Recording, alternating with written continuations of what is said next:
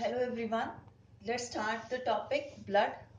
Now blood is the third type of specialized connective tissue and it is coming under the vascular connective tissue. Okay, as per the matrix nature. When we talk about the composition of blood, it is mainly composed of plasma and corpuscles. So it is a fluid connective tissue due to the fluid nature of the matrix. Now why this it is fluid? Because it is devoid of any kind of fibers. There is no collagen, there is no elastin. This is the only connective tissue, that vascular connective tissue, which is not having any kind of fibers, and that is important for this particular tissue as it is specific in the flow, that this particular vascular connective tissue show the movement, it can flow, it is fluid in nature due to this particular point, that there is no fibers present in the matrix. Okay, if it is asked like why it is fluid in nature, this is fluid in nature due to the absence of fibers in it. Okay, this is the softest tissue. Earlier we have discussed about bone, that is the hardest one, and now blood is the softest tissue in our body.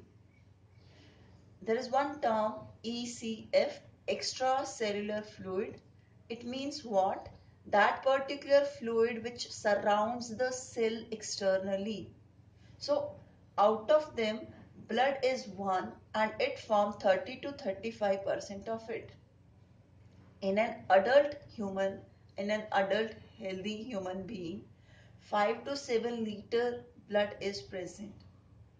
And what is the pH of it? It is alkaline in nature, 7.4, somewhat salty in taste also due to the presence of various salts in it.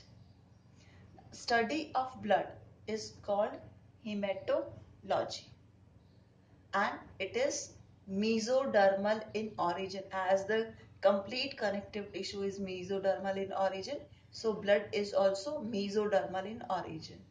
Let's talk about the component.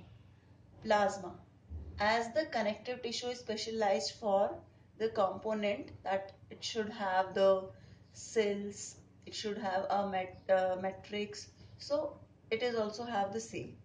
The matrix is liquid, that is plasma, and the cells are there, RBC, WBC and platelets.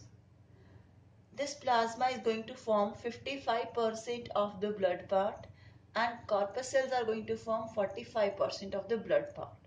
In the plasma, 92% of water is there, minerals, salts are there, plasma proteins are there, gases are dissolved into it. Okay, heparin is also there, anticoagulant, and many more substances are there which are specialized for performing special functions. Okay, due to the presence of these components in the blood plasma, blood is having more functions for us. Corpuscles, red blood cell, white blood cells, platelets. Okay, in detail we are going to discuss under the human physiology about the structures and functions of that. Now let's come to the functions of the blood. As blood is the transporting in nature, like it's help in transportation within the body, so this is the fluid which help in transporting oxygen and the nutrients, regulate the body temperature, help in forming the clots, that is due to the presence of the platelets, carry the cells and antibodies that fight the infections, WBCs, bringing waste product to the kidneys for the further filtration of the blood, or we can say blood is responsible for bringing all the waste from various parts of the bodies to the kidney, and then the waste is removed out of it. Okay, so this is a basic idea about the blood, which is a connective tissue over here. Now we have discussed about cartilage, bone and blood under the specialized connective tissue category.